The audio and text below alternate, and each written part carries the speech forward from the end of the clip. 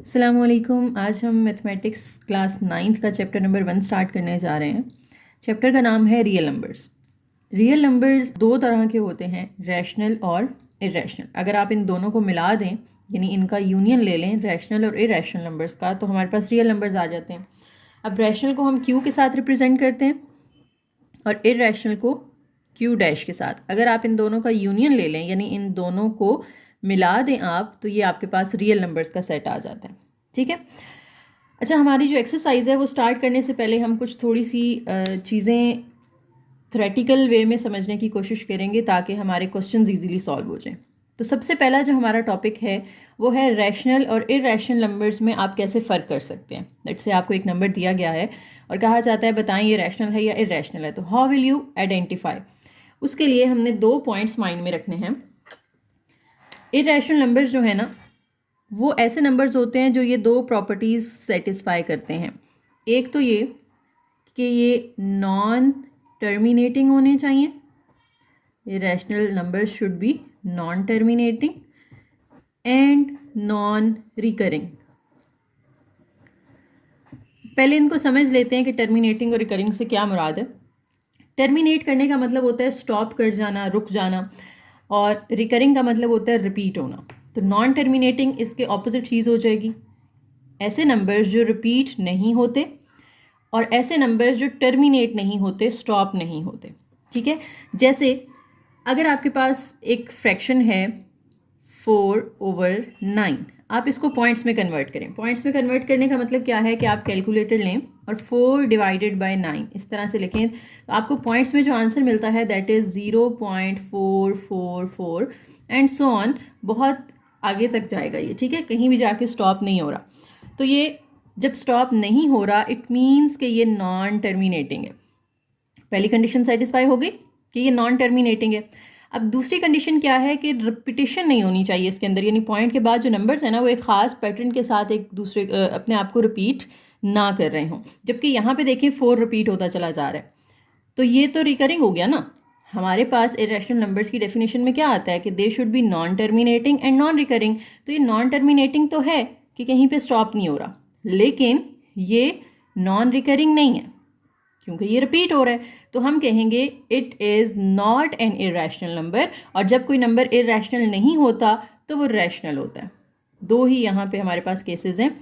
अगर कोई number irrational है तो उसके लिए ये 2 कंडीशन सेटिस्फाई करनी ज़रूरी हैं, और अगर वो 2 कंडीशंस को सेटिस्फाई नहीं कर रहा है एट अ टाइम, तो फिर वो क्या होगा, रैशनल नंबर होगा। ठीक है। तो जैसे मैंने आपके सामने एक एग्जांपल दी है 4/9। एक और मज़ीद एग्जांपल कर लेते हैं, जैसे 1/4। 1/4 को अगर आप कैलकुलेटर पे करें ना, 1/4, तो हमें रिजल्ट मिलता है 0.25। बस इतना सा। अब देखिए यहाँ पे तो स्टॉप हो गया ना, टर्मिनेट हो गया, तो पहली कंडीशन ही सेटिस्फाई नहीं हो रही, तो दूसरी चेक करने की ज़रूरत ही नहीं है हमें।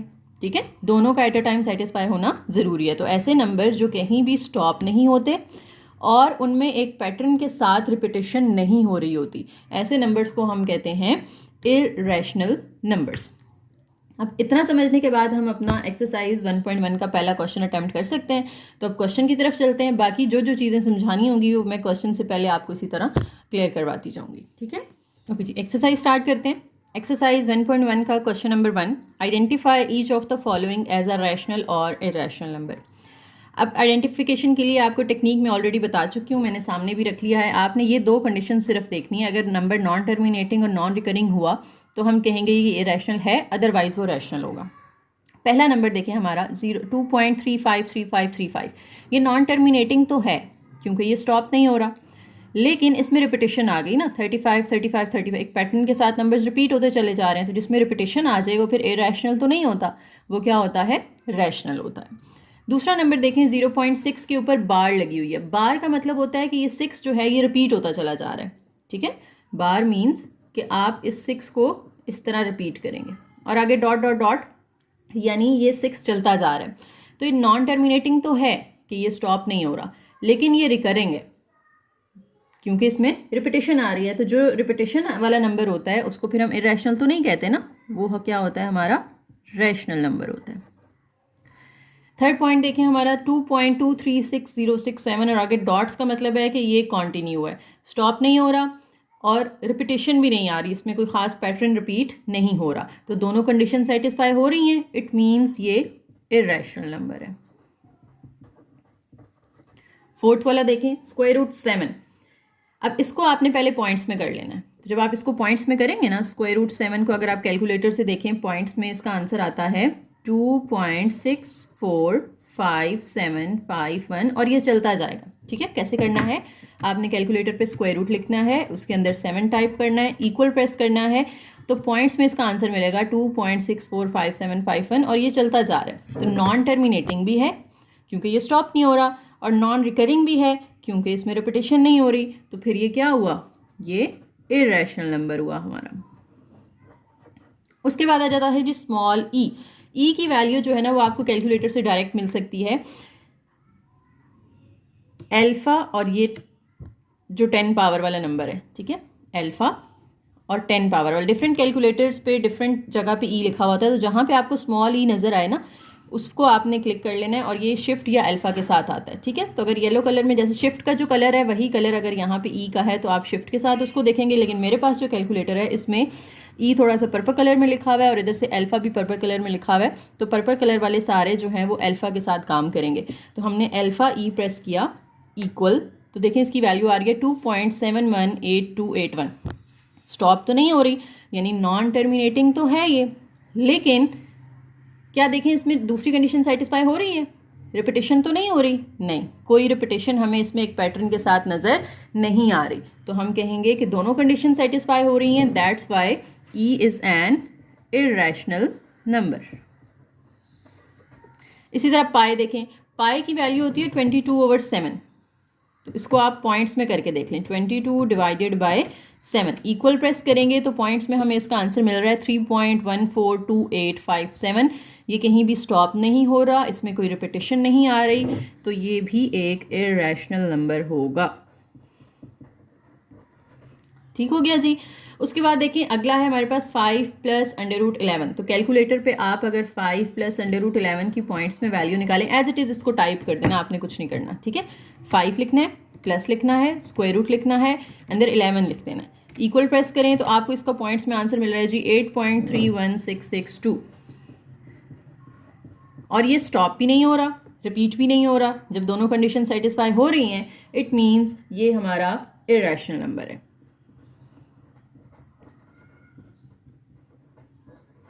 ठीक हो गया।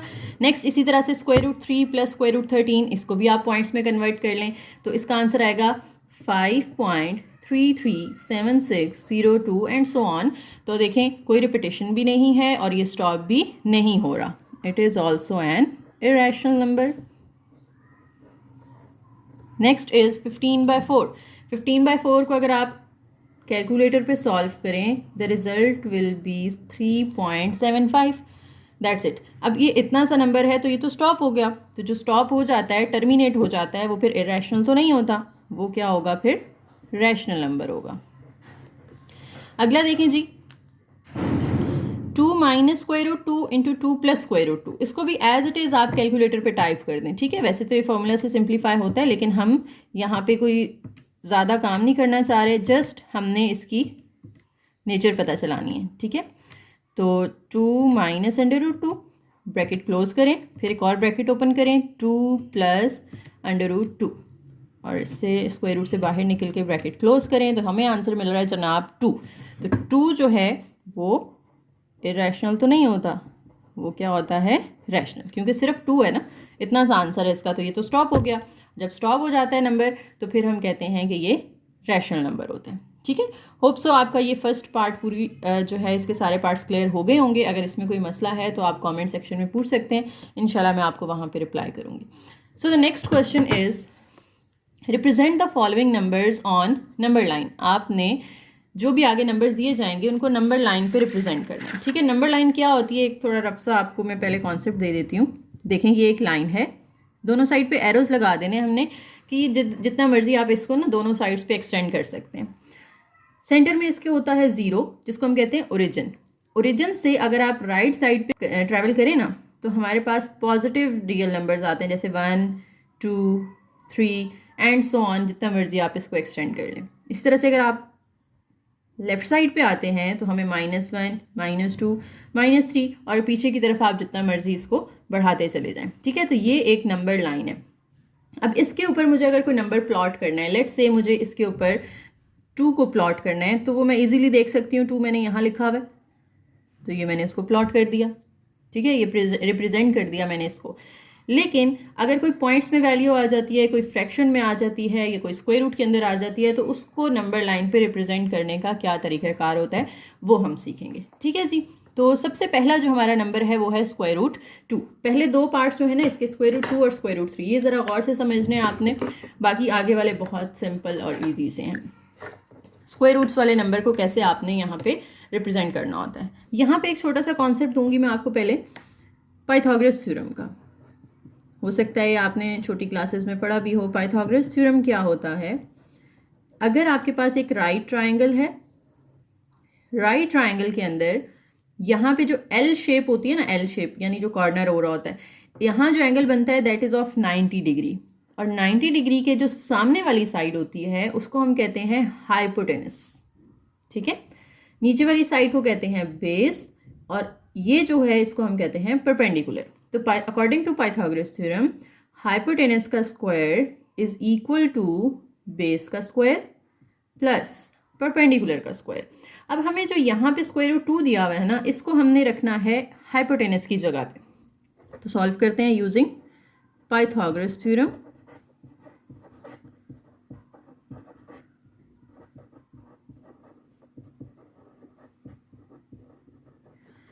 आप लिखेंगे हाइपोटेनस का square is equal to base का स्क्वायर प्लस परपेंडिकुलर का स्क्वायर। हाइपोटेनस की जगह मैंने आपसे बोला है कि आपने ये जो आपको स्क्वायर रूट में नंबर दिया हुआ है ना, ये आपने रख देना है। अगर आप इसको कट कर दें तो यहाँ पे हमारे पास क्या आ जाता है, 2 आ जाता है।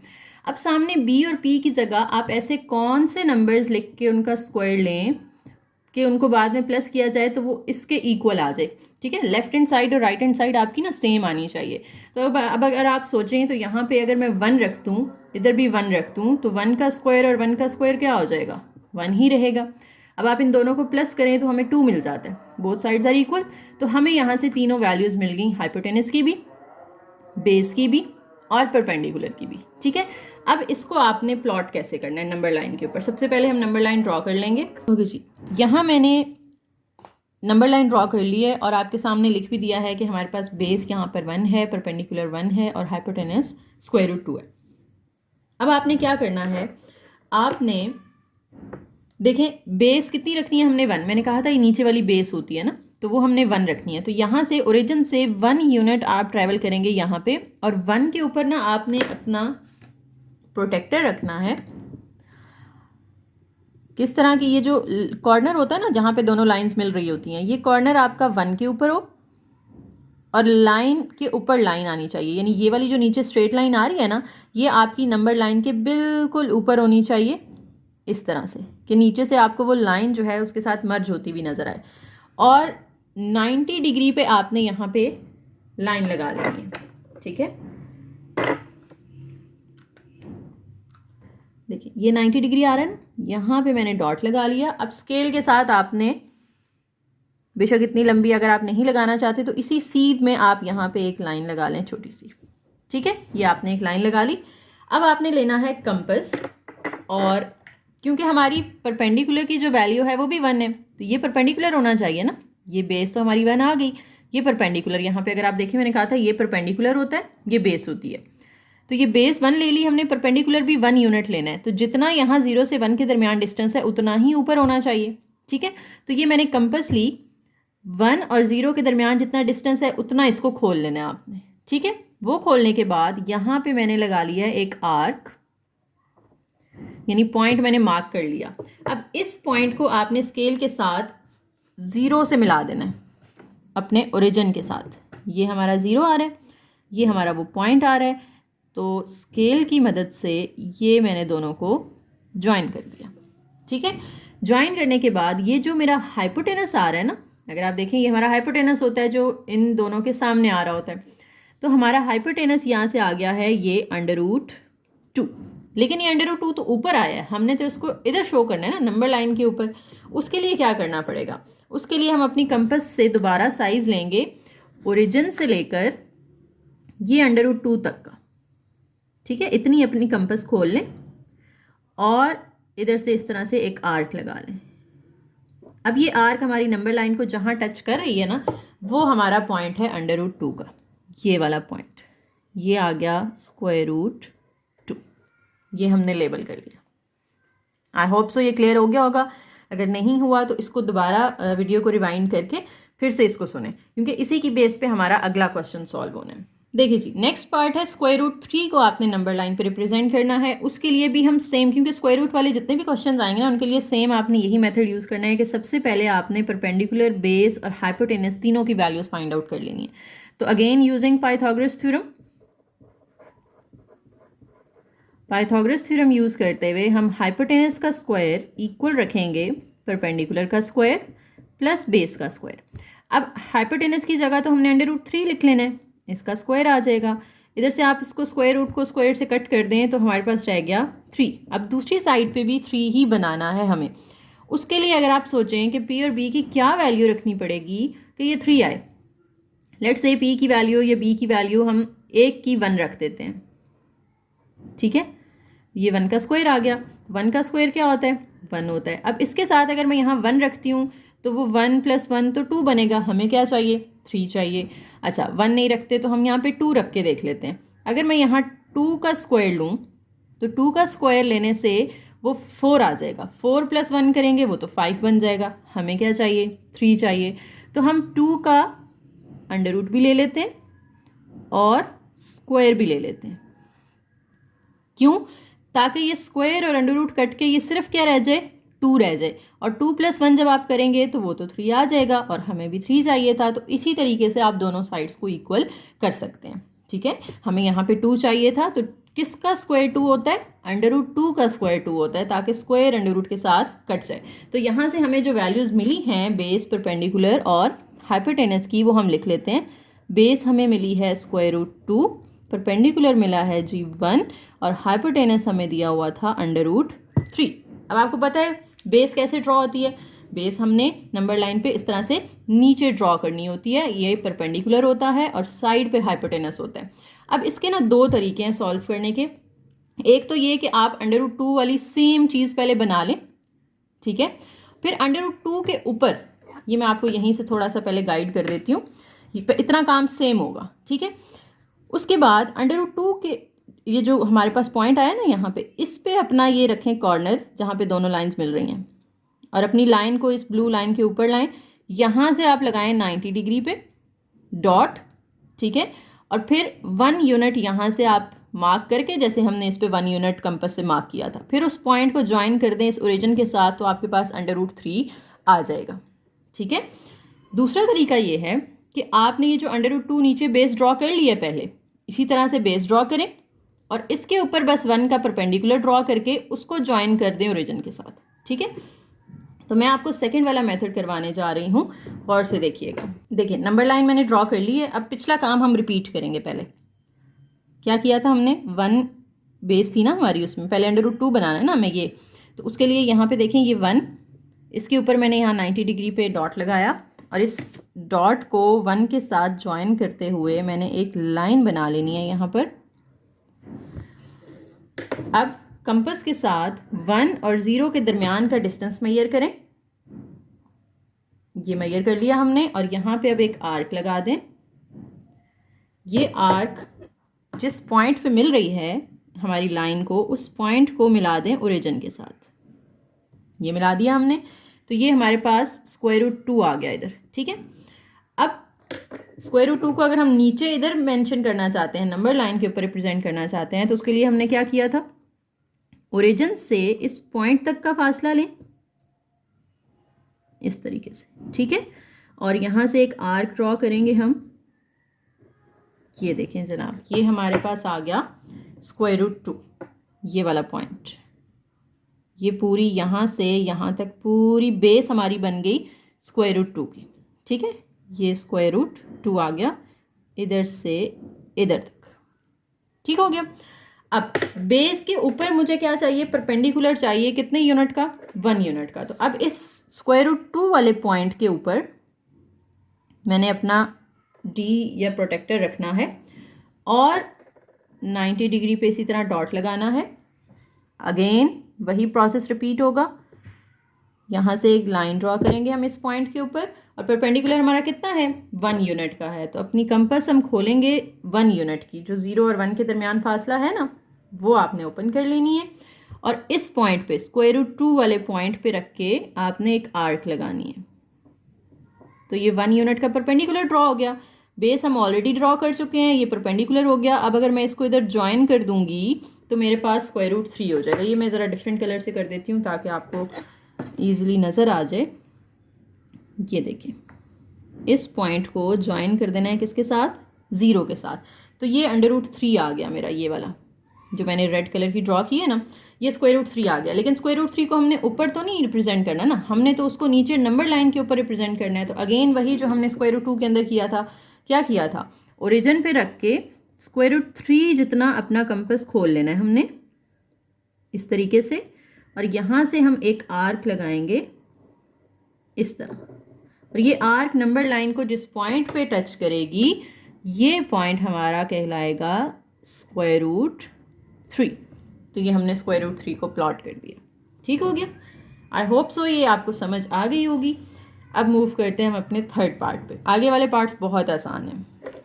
ओके, थर्ड पार्ट है हमारा 4 होल 1/3। आपने सबसे पहले देखना है कि साइड पे कौन सा नंबर आ रहा है। साइड पे आ रहा है 4, तो आपने 4 के बाद अपना नंबर जो है वो प्लॉट करना है। तो नंबर लाइन हमें ज़रूरी नहीं है कि हमने यहाँ पे दरमियान में 0 रखना होता है और इधर प्लस, इधर आप नंबर लाइन का जो पोर्शन आपको ज़रूरत है, क्योंकि नंबर लाइन देखिए ना, मैंने कहा है बहुत बड़ी है, ठीक है। तो आप सारी तो प्लॉट नहीं कर सकते ऑब्वियसली, तो जो पोर्शन आपको चाहिए आप वो ले सकते हैं। तो मैं यहाँ पे सिर्फ पॉजिटिव वाला पोर्शन ले रही हूँ, 1 2 3 4, ताकि मैं 4 के आगे इजीली इधर प्लॉट कर लूँ। अगर मैं यहाँ पे माइनस वाले नंबर भी लिखूँ, यहाँ 0 लिखूँ, तो 4 काफ़ी आगे चला जाएगा, ठीक है। तो इतनी लंबी नहीं हमने बनानी, हमें जितनी चाहिए हम वो वाला पोर्शन सिर्फ ले लेंगे। अब क्या करना है, हमने नंबर देख लिया, पहला 4 है, तो 4 से आगे इस साइड पे हमारा ये नंबर प्लॉट होगा। अब कैसे करना है, फ्रैक्शन के नीचे वाला नंबर देखें, इसका काम ख़त्म हो गया 4 का, ठीक है। 4 सिर्फ किस लिए यूज़ कर रहे थे, हम देखने के लिए कि हमने नंबर प्लॉट किसके बाद करना है, तो वो 4 के बाद करना है हमने। 4 को अब छोड़ दें, नीचे वाला नंबर देखें क्या है, 3 है। तो 4 के बाद जो 5 तक, ये हमारा 5 आ जाएगा ना यहाँ पे, इनके दरमियान में आपने 3 हिस्से बना लेने हैं। 3 हिस्से बनाने के लिए आपको 2 लाइन्स लगानी पड़ेंगी ताकि इक्वल डिस्टेंस हो। ये एक पोर्शन बन गया, ये 2 और ये 3 पोर्शन बन गए हमारे। अब इन 3 में से ऊपर वाला नंबर देखें क्या है, 1। तो पहले पोर्शन को ये देखें, 3 हिस्से बनाए हमने, ऊपर 1 है, तो जो पहला पॉइंट है ना इनमें, ये वाला, ये हमारा डिजायर्ड नंबर होगा 4 होल 1/3 का, ठीक है। दोबारा देख लें क्या किया है हमने, साइड वाला नंबर देखा 4 है, तो 4 के आगे हमने ये नंबर प्लॉट करना है। नीचे जो नंबर है उतने हिस्से बना लेने हैं आपने, उतने पोर्शंस बना लेने हैं, और ऊपर वाला जो नंबर है उतने पोर्शन को आपने मार्क कर लेना है, ठीक है। अगला नंबर देखिए जी, हमारा है -2 होल 1/7। तो इसमें माइनस वाले नंबर चाहिए मुझे, तो मैं यहाँ 0 लिख लेती हूँ, यहाँ -1 लिख लेती हूँ, फिर -2 और ये -3, ठीक है। अब देखिए मुझे -2 के बाद प्लॉट करना है, तो हम इस साइड पे मूव कर रहे हैं ना, 1 2 3 इधर जा रहे हैं, तो -2 के बाद वाला पोर्शन ये बनेगा, ये वाला 2 और 3 के दरमियान वाला। अब इसके दरमियान मुझे कितने हिस्से बनाने हैं, 7 पार्ट्स बनाने हैं मुझे, क्योंकि फ्रैक्शन के नीचे 7 है, तो मुझे -2 और -3 के दरमियान में 7 पार्ट्स बनाने हैं। तो 7 पार्ट्स के लिए मुझे 6 लाइनें लगानी पड़ेंगी, लेकिन कोशिश करें कि उनके दरमियान फासला बराबर रहे, ठीक है। 1 2 3 4 5 6, ये मैंने 6 लाइन्स लगा ली, तो मेरे पास 7 पोर्शंस बन गए हैं। देखें, ये पहला पोर्शन है, दूसरा, तीसरा, चौथा, पांचवा, छठा और 7वां। अब इस 7 में से मुझे मार्क कितने करने हैं, सिर्फ 1 को। तो -2 वाली साइड से शुरू करेंगे हम, और देखेंगे फर्स्ट तो हमारा यही वाला बन रहा है, ये पॉइंट हमारा आ जाएगा -2 होल 1/7 का, ठीक है। अगला देखें जी, 5/8। 5/8 में अब देखें साइड पे हमें कोई नंबर नहीं दिया हुआ। जब नहीं दिया हुआ इट मीन्स आपने अब इसको 0 के बाद प्लॉट करना है, ठीक है। हम यहाँ पे -1 0 1 2 ये कुछ नंबर्स लिख लिए हमने। अब साइड पे कोई नंबर नहीं है और ऊपर वाला नंबर छोटा होना चाहिए। मेक श्योर कि आपका ऊपर वाला नंबर छोटा हो और नीचे बड़ा हो। अगर ऊपर नंबर बड़ा आ रहा है तो उसको पहले आपने इस तरह से डिवाइड करके ना मिक्स फ्रैक्शन में कन्वर्ट कर लेना है, लेकिन इसमें ऊपर वाला नंबर ऑलरेडी छोटा है। जब ऊपर वाला नंबर छोटा है, नीचे वाला नंबर बड़ा है और साइड पे कुछ नहीं दिया, तो आप हमेशा उसको 0 के बाद प्लॉट करेंगे। 0 और 1 के दरमियान कितने पोर्शन बनाने हैं? 8 पोर्शन बनाने के लिए 7 लाइंस लगानी पड़ेंगी। 1 2 3 4 5 6 7 7 लाइंस लगाई मैंने तो 8 पोर्शंस बन गए। अब उन 8 में से कौन से वाले को मार्क करना है हमने? 5th वाले को। तो 0 की साइड से हम शुरू करेंगे। 1 2 3 4 5, ये हमारा 5th वाला पॉइंट है। इसको 5/8 का नाम दे दें। ठीक हो गया।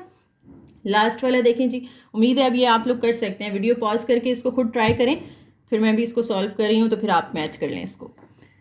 देखें हमारे पास साइड पे आ रहा है 2, तो हमने इसको 2 के बाद प्लॉट करना है। ठीक है, 0 1 2 3, यानी ये 2 और 3 के दरमियान में आएगा। साइड वाले नंबर का काम ख़त्म। नीचे देखें क्या है? 4 है। तो 2 के बाद मैंने 4 पार्ट्स बनाने हैं, जिसके लिए मुझे 3 लाइंस लगानी पड़ेंगी। ये देखें 1 2 3 4 पोर्शंस बन गए यहाँ पे। अब उन 4 पोर्शंस में से मुझे कौन सा वाला मार्क करना है? ऊपर देखें अगर तो 3rd वाले को मार्क करना है। ऊपर 3 आ रहा है ना, तो 2 वाली साइड से, इस साइड से शुरू करते हैं आप। ठीक है, 2 वाली साइड से शुरू करें तो 3rd कौन सा बन रहा है? 1 2 3, ये वाला पॉइंट बन रहा है 3rd। तो ये मेरा हो गया पॉइंट 2 होल 3/4। That's it. इस तरह से आप कोई भी नंबर अगर दिया जाए उसको इजीली नंबर लाइन के ऊपर ड्रॉ कर सकते हैं। देखिए जी, क्वेश्चन है हमारा, express following as a rational number p over q. अब क्वेश्चन नंबर 3 के 3 पार्ट्स हैं। फर्स्ट पार्ट है हमारे पास 0.4 के ऊपर बार लगी हुई है। करना क्या है इसमें? दे आर सेइंग कि express following as a rational number. ये आपको देखें एक पॉइंट्स में नंबर दिया हुआ है ना, रैशनल नंबर, क्योंकि बार का मतलब मैंने आपको ऑलरेडी बताया कि रिपीट हो रहा है नंबर। तो जो रिपीट हो रहा होता है वो इरेशनल तो नहीं होता, वो कौन सा होता है? रैशनल होता है। तो ये ऑलरेडी है तो रैशनल नंबर, लेकिन वो कह रहे हैं कि इस रैशनल नंबर को आपने इस तरह फ्रैक्शन की फॉर्म में लिखना है, पॉइंट्स की फॉर्म में नहीं देना आंसर। ठीक है, क्या करना है आपने? सबसे पहले इसको लेट कर लेना है कि ये x के इक्वल है। आप y भी कह सकते हैं, आप कोई भी अल्फ़ाबेट रख सकते हैं। मैंने इसको x का नाम दे दिया है और बार ख़त्म कर देनी है। बार ख़त्म करने का मतलब ये होगा कि 4 को रिपीट करते जाना है आपने, 3-4 दफ़ा लिख लें और आगे डॉट्स लगा दें। ठीक है, अब आपने क्या करना है? मल्टीप्लाई कर देना है इसको, मल्टीप्लाई बाय, अगर तो पॉइंट के बाद एक नंबर है तो आप उसको 10 से मल्टीप्लाई करेंगे। यहाँ पॉइंट के बाद एक ही नंबर है ना जो बार बार रिपीट हो रहा है 4, तो आपने इसको 10 से मल्टीप्लाई कर देना है पूरी इक्वेशन को। लेकिन अगर आपके पास पॉइंट के बाद 2 नंबर आ जाते हैं तो आप 100 से मल्टीप्लाई करेंगे, और अगर पॉइंट के बाद 3 नंबर आ जाते हैं तो आप उसको 1000 से मल्टीप्लाई करेंगे। अभी इस केस में हम उसको 10 से मल्टीप्लाई करें क्योंकि पॉइंट के बाद सिर्फ एक नंबर है। दोनों साइड पे 10 से मल्टीप्लाई करना है। एक्स को जब 10 से मल्टीप्लाई करेंगे ना 10x आ जाएगा। इधर जब आप 10 से मल्टीप्लाई करेंगे तो पॉइंट्स जो है वो एक नंबर आगे शिफ्ट हो जाएगा, यानी इस 4 के बाद आ जाएगा। तो ये बन जाएगा 4.444 और आगे बहुत सारे 4 हैं लेकिन आपने डॉट्स लगा देने हैं। अब इधर वाली साइड एज इट इज़ लिखें, इधर से पॉइंट से पहले वाला नंबर आप लिख लें और प्लस लगा के इस पॉइंट से पहले वाला नंबर जो आपने अलग किया ना उसकी जगह पे लिख दें 0 पॉइंट और पॉइंट के बाद वाले सारे नंबर लिख लें। ठीक है, जैसे देखिए अगर आपके पास लिखा हो 2.5 तो उसको हम लिख सकते हैं 2 + 0.5, क्योंकि अगर हम इन दोनों को ऐड करें तो दोबारा से 2.5 ही रिटर्न में मिलता है हमें। ठीक है, तो हम क्या करते हैं, पॉइंट से पहले वाला अलग कर लेते हैं और पॉइंट से बाद वाला अलग कर लेते हैं और इस 2 की जगह पे 0 लगा देते हैं। सेम यहाँ पे भी हम कर रहे हैं कि हम पॉइंट से पहले वाला नंबर अलग कर रहे हैं, उसकी जगह पे 0 रख के बाद वाले सारे सेम वैसे ही लिख लें आप। अब दोबारा अगर आप इस क्वेश्चन को गौर से देखें, ये दोनों चीज़ें मैंने वैसी लिखी हैं। तो 0.444 जो है ऊपर हमने किसके इक्वल लेट किया हुआ था, इसको हमने लेट किया था ना, ये x के इक्वल है, तो ये इस पूरे की जगह पे हम लिख देंगे x। ठीक हो गया। अब x यहाँ प्लस हो रहा है, अगर आप उसको इस साइड पे शिफ्ट करते हैं तो ये इधर आके हो जाएगा माइनस। ऐसा क्यों कर रहे हैं, मैं चाह रही हूँ यहाँ से x की वैल्यू निकालना चाह रही हूँ ना, तो x वाली 2 वैल्यूज़ आ रही हैं तो उन दोनों को हमने एक साइड पे कर लेना है। वो वहाँ प्लस हो रहा है, इधर आके माइनस होगा, वहाँ 4 अकेला रह जाएगा। अब अगर आप 10 में से 1x माइनस करते हैं तो आपको मिलेगा 9x। और इक्वल के सामने क्या था, 4 था। 9 यहाँ मल्टीप्लाई हो रहा है, अगर इसको दूसरी साइड पे शिफ्ट करना चाहें तो ये वहाँ जाके 4 के साथ डिवाइड हो जाएगा। तो फ्रैक्शन में आ गई एक्स की वैल्यू। शुरू में जो हमने एक्स लेट किया था वो पॉइंट्स की फॉर्म में था, अब जो हमारे पास एक्स आया है वो फ्रैक्शन की फॉर्म में आ गया है। तो जब फ्रैक्शन की फॉर्म में आंसर आ गया है तो यही आपका आंसर है, क्योंकि रिक्वायरमेंट यही थी कि आपने इस रैशनल नंबर को फ्रैक्शन में कन्वर्ट करना है। अच्छा, यहाँ पे आप अपना आंसर चेक भी कर सकते हैं कैलकुलेटर पे ना, ये लिखें 4/9, 4 डिवाइडेड बाई 9, इक्वल प्रेस करें तो पॉइंट्स में 0.44444 आ रहा है और हमें क्वेश्चन भी यही दिया हुआ था। इट मीन्स आपने बिल्कुल करेक्ट आंसर निकाला है। इस तरह से आप अपना वेरीफाई कर सकते हैं आंसर, ठीक है। नेक्स्ट पार्ट है इसका जी, 0.37 के ऊपर बार लगी हुई है। प्रोसीजर यही होगा, सेम स्टेप्स होंगे, थोड़ी सी चेंजिंग क्या आएगी इसके अंदर कि 10 के बजाय हम 100 से मल्टीप्लाई करेंगे, ठीक है। तो स्टार्ट करते हैं। सबसे पहले इसको भी आपने लेट कर लेना है कि ये x के इक्वल है 0.37 और बार ख़त्म कर दें तो 373737 रिपीट होता जाएगा, लेकिन हम आगे डॉट्स लगा देंगे, 3-4 दफ़ा लिख लें बस इसको। अब किससे मल्टीप्लाई करना है आपने इसको, मल्टीप्लाई बोथ साइड्स बाय, क्योंकि पॉइंट के बाद 2 नंबर आ रहे हैं तो हम 100 से मल्टीप्लाई करेंगे। यहाँ पर x को 100 से मल्टीप्लाई करेंगे तो 100x आ जाएगा। इसको जब आप 100 से मल्टीप्लाई करेंगे तो पॉइंट 2 नंबर आगे शिफ्ट हो जाएगा। याद रखें जितने जीरो होते हैं ना यहाँ 1 के साथ, पॉइंट उतने नंबर आगे शिफ्ट हो जाता है, ठीक है। तो 2 नंबर पॉइंट आगे जाएगा तो ये आएगा 37.3737। बहुत सारे 37 आने वाले हैं, लेकिन हमने 2-3 लिख के आगे डॉट्स लगा देने। अब 100x हम वैसे ही लिखेंगे। इधर अब पॉइंट से पहले वाला नंबर हमने अलग कर लेना है, 37 को अलग कर लें, प्लस लगा के इस 37 की जगह पे हम लगाएंगे 0 पॉइंट, और पॉइंट के बाद वाले सारे नंबर आपने वैसे ही लिख लेने हैं, ठीक हो गया। अब 100x और 37 एज इट इज़, प्लस ये देखें 0.3737 को मैंने ऊपर लेट किया हुआ था कि ये x है, तो इस पूरे की जगह पे हमने x लिख देना है। अब x वाली दोनों टर्म्स एक साइड पे कर लें, वहाँ x प्लस हो रहा है, इधर आके x माइनस हो जाएगा और सामने रह जाएगा 37। 100x में से 1x को माइनस करें, क्योंकि इसके साथ कुछ नहीं होता ना जब, तो इसका कोएफिशिएंट होता है 1। तो 100 में से जब आप 1x माइनस करेंगे 99x मिलेगा। 99 यहाँ मल्टीप्लाई हो रहा है, वहाँ जाकर डिवाइड हो जाएगा। तो हमें x की वैल्यू क्या मिल गई, यहाँ पर फ्रैक्शन में मिल गई ना, 37/99। तो यही हमारा रिक्वायर्ड आंसर है। इसको भी हम चेक कर लेते हैं कि क्या हमारा आंसर ठीक आया है। कैलकुलेटर पे हम लिखेंगे 37 डिवाइडेड बाई 99, पॉइंट्स में इसका आंसर देखेंगे तो 0.373737 रिपीट होता जा रहा है और यही हमें ऊपर दिया हुआ था। इट मीन्स आपने बिल्कुल करेक्ट आंसर निकाला है। नेक्स्ट पार्ट है जी, 0.21 के ऊपर बार लगी हुई है। उम्मीद है ये पार्ट आप लोग खुद कर सकते हैं। वीडियो पॉज करके इसको खुद अटेम्प्ट करें और फिर इसको बाद में मैच करें कि आपने ठीक किया है या नहीं। तो लेट कर लें। सबसे पहले इसको भी आपने x के इक्वल 0.21 और बार ख़त्म कर दें तो 2121 रिपीट होता चला जाएगा। अब इसको भी हमने मल्टीप्लाई कर देना है बोथ साइड्स बाय 100। 100 से क्यों? क्योंकि पॉइंट के बाद 2 नंबर हैं जो रिपीट हो रहे हैं। 100 से मल्टीप्लाई करेंगे बोथ साइड्स पे, x को 100 से मल्टीप्लाई कर दें। इधर जब आप 100 से मल्टीप्लाई करेंगे पॉइंट 2 नंबर आगे शिफ्ट हो जाएगा, तो 21.212121 एंड डॉट्स। इधर आ गया 100x और इधर से 21 हमने अलग कर लेना है, प्लस 0.212121 अलग कर लेना है। अब 100x एज इट इज़, 21 भी एज इट इज़, और ये सारा क्योंकि हमने x के इक्वल लेट किया हुआ था तो यहाँ पे आप x पुट कर दें। अब x वाली दोनों वैल्यूज़ आपने एक साइड पे शिफ्ट कर लेनी है।